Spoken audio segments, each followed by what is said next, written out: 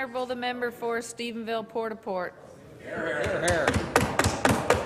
Thank you, Madam Speaker, and it's a pleasure to rise and speak today to Bill 27, an act to amend the law respecting the statutory offices of the House of Assembly, as the Government House Leader introduced earlier today. Again, basically, we're just looking at streamlining some of the processes here, and part of that is a direct result of the bill, which seen its third reading last night, Bill 1, the Independent Appointments Commission.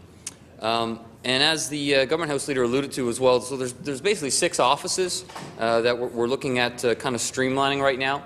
And the whole reason behind that is because they came into act at very different times, with the Auditor General being dating back to 1898, to the ATIP officer to 2015. So at various different times, these pieces of legislation were introduced, and right now the whole objective is just to look at streamlining some of the provisions in those pieces of legislation, particularly around the terms of office, removal, suspension, salary, as alluded to. We're looking to streamline as well. And currently, each separate piece of legislation addresses each statutory officer, but it's the various provisions in which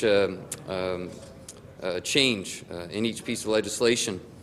So right now, this is something that we're really confident in doing, and we also expect a great deal of cooperation from the members opposite, as well as members of the third party as well. The member from Mount Pearl North just mentioned 1 or 2 questions there around, I guess, in particular, some health benefits, and I feel quite confident the Government House Leader will have some answers to address that as well. Again, we're just in an action of openness and transparency. We're basically just looking to streamline all these pieces of legislation to make sure they're in line, and that one different act doesn't take away from another, particularly around terms of office, salary, and appointments. And right now, again, in particular due to the implementation of Bill 1, which again just passed for third reading last night. I don't have much more to add other than generally thanking the individuals who serve in these roles. These are very important roles that provide different unique services to the people of our province, whether that's the Child Youth Advocate Office, the Auditor General as well. And again, in terms of each of these areas, the whole role of advocacy, the Office of the Citizens Representative, the Chief Electoral Officer and Commissioner for Legislative Standards.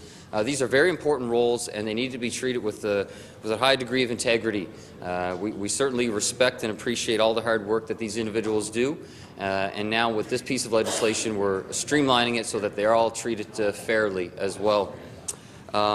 Other than that, Madam Speaker, I don't really have much more to add to the bill. As I briefly mentioned there, I believe we're expecting a great deal of cooperation, as members opposite have indicated as well. And with that, I'll thank you for having the opportunity to rise and speak to Bill 27.